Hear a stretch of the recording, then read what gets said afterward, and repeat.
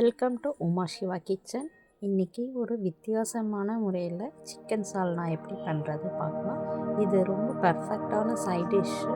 இட்லி, தோசை, சப்பாத்தி, பூரி, பரோட்டா எல்லாத்துக்கும். ஸோ இப்போ வாங்க பார்க்கலாம் எப்படி பண்ணலாம்னு சொல்லிட்டு. ஒரு கடாய் காஞ்சதும் எண்ணெய் ஊற்றி ஒரு 4 காஞ்ச மிளகாய், வெங்காயம் இந்த மாதிரி கட் பண்ணிக்கோங்க. சின்ன வெங்காயம் இருந்ததுன்னா சின்ன வெங்காயம் யூஸ் பண்ணிக்கோங்க. இந்த மாதிரி வெங்காயம் போட்டு நல்லா வதக்கி விட்டுக்கோங்க. நல்லா வதக்கிட்டு நம்ம காஞ்ச மிளகாய் வந்து காரத்துக்கு ஏற்ற மாதிரி நீங்கள் போட்டுக்கோங்க. நான் 4 காஞ்ச மிளகாய் போட்டிருக்கேன். அப்புறம் 4 மீடியம் சைஸ் வெங்காயம் போட்டிருக்கேன். ஒரு 2 தக்காளி போட்டிருக்கேன். சின்ன சின்ன தக்காளி 2 போட்டிருக்கேன். ஸோ மிளகு சீரகம் வந்துட்டு ஒரு ½ ஸ்பூன் போட்டுக்கோங்க. காரத்துக்கு ஏற்ற மாதிரி நீங்கள் வந்துட்டு மிளகு ஆட் பண்ணிக்கோங்க. ஆல்ரெடி நம்ம வரமிளகா போட்டிருக்கோம். அப்புறம் மிளகுத்தூள், மிளகு, அப்புறம் மிளகாத்தூள் போட போகிறோம். ஸோ அதுக்கேற்ற மாதிரி நீங்கள் காரத்துக்கு ஏற்ற மாதிரி போட்டுக்கோங்க. அதனால் நான் ஒரு ½ ஸ்பூன் மிளகு, ½ ஸ்பூன் சீரகம் போட்டு எல்லாத்தையும் நல்லா வதக்கி கொடுத்துக்கோங்க. இப்போ நல்லா வதங்கினதும் கொஞ்சம் லைட்டாக வதங்கினா போதும், ரொம்ப அளவுக்கு ஸ்மாஷ் ஆகணும்னு இல்லை. இப்போ இதில் மஞ்சத்தூள் கொஞ்சம் போட்டுக்கோங்க. மஞ்சத்தூள் ஒரு ½ ஸ்பூன் போட்டுக்கோங்க. 1/4 ஸ்பூன் போட்டுக்கோங்க. மிளகாத்தூள் 1 ஸ்பூன் போட்டுக்கோங்க. இது தனி மிளகாத்தூள் தான் நான் போட்டிருக்கேன். ஸோ தனி மிளகாத்தூள் போட்டு ஒரு ½ ஸ்பூன் தனியாத்தூள் போட்டுக்கோங்க. போட்டு நல்லா வதக்கி கொடுத்துக்கோங்க. நல்லா வதங்கணும். பாருங்கள், நல்லா வதங்கிடுச்சு.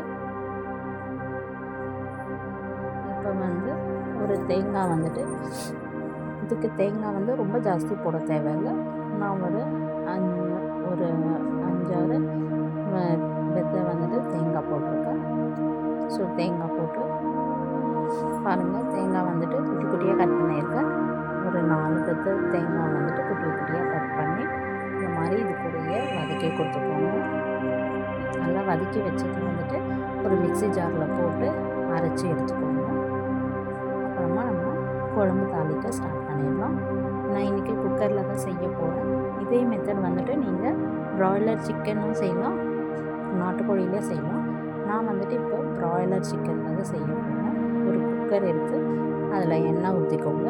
ஒரு எண்ணெய் வந்துட்டு 2 to 3 ஸ்பூன்ஸ் வந்துட்டு எண்ணெய் ஊற்றிக்கும். எண்ணெய் நல்லா காயட்டும். எண்ணெய் காஞ்சதும் பட்டை, லவங்கம், அந்த நட்சத்திர பட்டை, என்ன உங்கள்கிட்ட ஸ்பைசஸ் இருக்கும் அது எடுத்துக்கலாம். நான் இன்றைக்கி வந்துட்டு வெறும் பட்டை, லவங்கம் தான் எடுத்துருக்கேன். ஸோ நட்சத்திரம் அந்த இது இல்லை. ஸோ அதனால் இது 2 இருந்தாலே போதுமானது. ஸோ ஒரு 2 பட்டை, ஒரு 4 லவங்கம் எடுத்துருக்கேன். ஸோ போட்டு நல்லா எண்ணெய் காஞ்சதும் அது போட்டு வதக்கி எடுத்துக்கோங்க. கொஞ்சம் பொரியட்டும். பொரிஞ்சதும் ஒரு ½ வெங்காயம் வந்துட்டு கட் பண்ணி வச்சுருக்கேன். ஸோ அதுலேயே வந்துட்டு போட்டு நல்லா வதக்கி எடுத்துக்கோங்க. ஒரு சின்ன வெங்காயமாக இருந்ததுன்னா ஒரு வெங்காயம் போட்டுக்கோங்க. பெரிய வெங்காயமாக இருந்ததுன்னா பாதி வெங்காயம் போட்டு, நம்ம ஆல்ரெடி வெங்காயம்லாம் போட்டு அரைச்சி வச்சுருக்கோம். ஸோ இதில் வந்துட்டு கொஞ்சம் தாளிப்புக்கு மட்டுமே நம்ம யூஸ் பண்ணிக்கலாம். ஸோ அந்த வெங்காயம், இந்த பட்டை, லவங்கம் எல்லாம் போட்டு நல்லா வதக்கி எடுத்துக்கோங்க. நல்லா வதங்கிட்டு இருக்குது. ஸோ இப்போ வந்துட்டு நம்ம ஒரு கண்ணாடி பதம் வந்தாலே போதும். இப்போ வந்துட்டு இஞ்சி பூண்டு பேஸ்ட் வந்துட்டு போட்டுக்கலாம். இஞ்சி பூண்டு பேஸ்ட் வந்துட்டு நீங்கள் ஃபஸ்ட்டே அரைச்சி வச்சாலும் ஓகே, ஃப்ரெஷ்ஷாக அரைச்சாலும் ஓகே. நான் எப்போவுமே ஃப்ரெஷ்ஷாக அரைச்சி தான் யூஸ் பண்ணுவேன். ஸோ ஃப்ரெஷ்ஷாக அரைச்சி யூஸ் பண்ணும்போது நமக்கு வந்துட்டு ஃப்ரெஷ்னஸ் கிடைக்கும். ஸோ அதனால் எப்போவுமே நான் ஃப்ரெஷ்ஷாக தான் அரைச்சி யூஸ் பண்ணுவேன். ஸோ இதை நல்லா வதக்கி கொடுத்துக்கோங்க. இது வந்துட்டு நம்மளுக்கு அந்த இஞ்சி பூண்டு பேஸ்ட் வந்துட்டு குக்கரில் பிடிக்காத அளவுக்கு நம்ம கலந்து கொடுத்துக்கணும். இப்போ பாருங்கள், நல்லா கலந்தாச்சு. இந்த டைமில் நம்ம வச்சுருக்கிற சிக்கன் வந்துட்டு போட்டுடலாம். நான் இன்றைக்கி வந்து ப்ராய்லர் சிக்கன் தான் நான் செய்கிறேன். ஸோ ப்ராய்லர் சிக்கன் தான் போட்டுடலாம். நீங்கள் நாட்டுக்கோழி சிக்கன் இருந்தாலும் இதே ஸ்டைல்லே பண்ணுங்கள். பட் விசில் மட்டும் கொஞ்சம் அதிகமாக வச்சுக்கோங்க. நாட்டுக்கோழி சிக்கனுக்கு ஒரு 10 விசில் மாதிரி வரணும். இந்த ப்ராய்லர் சிக்கனுக்கு நம்ம 3 விசில் வச்சாலே போதும். நல்லா ஸ்பான்ஜியாக நல்லா சூப்பராக வந்துடும். ஸோ இது சிக்கன் போட்டு நல்லா பரட்டி விட்டுக்கோங்க. நல்லா கலந்து கொடுத்துக்கணும்.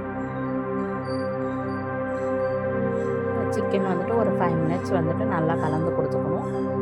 அப்புறமா நம்ம அரைச்சி வச்சுருக்கிற அந்த பேஸ்ட்டு, வெங்காயம், தக்காளி, மிளகாலாம் போட்டு அரைச்சோம் இல்லையா, அந்த பேஸ்ட்டு இப்போ ஆட் பண்ணிக்கோங்க. அது கொஞ்சம் கட்டியாக இந்த பதத்தில் அரைச்சிக்கோங்க. அப்போ தான் வந்து நம்மளுக்கு போட்டு இந்த தண்ணி ஊற்றிடாதீங்க. இந்த பாருங்க, இந்த கன்சிஸ்டன்சியில் அரைச்சி நல்லா நைஸாக அரைச்சிக்கோங்க. இப்போ இதில் போட்டு நல்லா பரட்டி விட்டுக்கோங்க. ஸோ எல்லா சைடும் வந்துட்டு அந்த மசாலா வந்துட்டு பைண்ட் ஆகணும். ஸோ அந்த மசாலா தான் டேஸ்ட்டு வந்துட்டு டிஃப்ரெண்ட்டாக கொடுக்கும். நம்ம அப்படியே வதக்கி செய்கிறத விட அரைச்சி செஞ்சாக்கா நம்மளுக்கு கூடுதலான டேஸ்ட்டு கிடைக்கும். ஸோ அதனால் நம்ம வந்துட்டு இதை நல்லா பரட்டி விட்டுக்கோங்க. சிக்கன் வச்சு நல்லா பரட்டி விட்டுக்கோங்க. கலந்து கொடுத்துக்கோங்க. இப்போ மிக்சியில் இருக்கிறது எல்லாத்தையும் எடுத்து வலித்து எல்லாம் போட்டு நல்லா எல்லா சைடும் வந்துட்டு மசாலா பைண்ட் ஆகிற மாதிரி நல்லா கலந்து கொடுத்துக்கோங்க. நல்லா டேஸ்டியாக இருக்கும் இந்த குழம்பு. ஸோ இப்போ வந்துட்டு இந்த குழம்பு நீங்கள் தண்ணியாக வேணும்னாலும் நீங்கள் செஞ்சுக்கலாம், திக்காக வேணும்னாலும் செஞ்சுக்கலாம். அது உங்களோட விருப்பம். உங்களுக்கு எது மாதிரி கன்சிஸ்டன்சி வேணுமோ அதுக்கேற்ற மாதிரி நீங்கள் தண்ணி வேணும்னா தண்ணி நிறையா ஊற்றிக்கலாம், இல்லை திக்காக வேணும்னா தண்ணி கம்மியாக ஊற்றிக்கலாம். ஸோ பாருங்கள், இது வந்துட்டு ஃபுல்லாக இப்போ இந்த மாதிரி கலந்து கொடுத்துக்கணும். இதில் நம்மளுக்கு மிளகும் இருக்குது, மிளகு காரம் இருக்குது, அப்புறம் மிளகாத்தூள் காரம் இருக்குது, மிளகு காரமும் இருக்குது. ஸோ எல்லா காரமும் இருக்குது. நம்ம எல்லாத்தையும் இதை ஒரு 2 to 3 மினிட்ஸ் வந்துட்டு பண்ணிவிட்டு இந்த மிக்சியில் இருக்கிற தண்ணியெல்லாம் கழுவி அதில் ஊற்றி கொஞ்சம் நல்லா கலந்து விட்டுக்கோங்க. உங்களுக்கு இந்த கன்சிஸ்டன்சியே போதும்னாக்கா நீங்கள் குக்கரை மூடி வச்சு நீங்கள் பண்ணிக்கலாம். இல்லை தண்ணியாக வேணும் அப்படின்னாக்கா இன்னும் கொஞ்சம் தண்ணியாக ஊற்றிக்கலாம். எனக்கு தண்ணியாக வேணும், அதனால் நான் வந்துட்டு கொஞ்சம் தண்ணியாகவே நான் செய்கிறேன். ஸோ தண்ணியை கொஞ்சம் ஊற்றிக்கிறேன். தேவையான அளவு உப்பு போட்டுக்கலாம். உப்பு போட்டுட்டு தண்ணி ஊற்றிக்கோங்க. கொஞ்சம் காஷ்மீரி சில்லி பவுடர் வந்துட்டு கலருக்காக நான் போடுறேன்.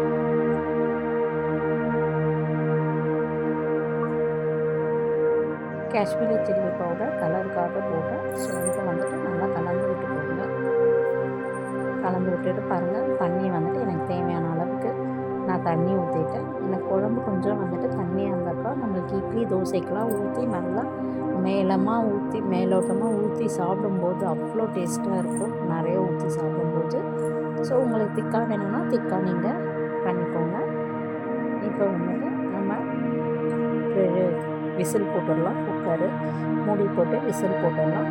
விசில் போட்டு ஒரு 3 விசில் வந்தாலே நம்மளுக்கு நல்லா சிக்கன் வந்து நல்லா ஸ்பான்ஜியாக சூப்பராக வந்துடும். ஸோ அதனால் மூடி போட்டு விசில் போட்டுருங்க. 3 விசில் தான் நான் இப்போ போட போகிறேன். இது வந்துட்டு ஓப்பன் பாட்லேயும் நீங்கள் செய்யலாம். இந்த நார்மல் இந்த சிக்கன் தான். ஸோ நீங்கள் பண்ணலாம். பாருங்கள், இந்த கன்சிஸ்டன்சிக்கு தான் நான் எடுக்க போகிறேன். பாருங்கள், சூப்பரான குழம்பு ரெடி ஆகிடுச்சு. இப்போ பாருங்கள், இப்போது நம்மளுக்கு லாஸ்ட்டாக ஃபைனல் டச்சாக கருவேப்பிலை கொத்தமல்லி போட்டு கொஞ்சம் கொதி வந்ததும் நம்ம இறக்கிடலாம். பாருங்கள், பற்ற வச்சுட்டு கருவேப்பிலை கொத்தமல்லி போட்டு நல்லா ஒரு கொதி வந்ததும் நம்ம இறக்கிடலாம். சூப்பரான சிக்கன் குழம்பு ரெடி ஆகிடுச்சு. நம்ம அரைச்சி வச்சு சிக்கன் குழம்பு ரெடி ஆகிடுச்சு. சால்னா சொல்லலாம், சூப்பராக இருக்குங்க. இது இட்லி, தோசை, பரோட்டா, சப்பாத்தி எல்லாத்துக்கும் யூஸ் பண்ணிக்கலாம். இந்த வீடியோ பிடிச்சிருந்தா லைக் பண்ணி ஷேர் பண்ணி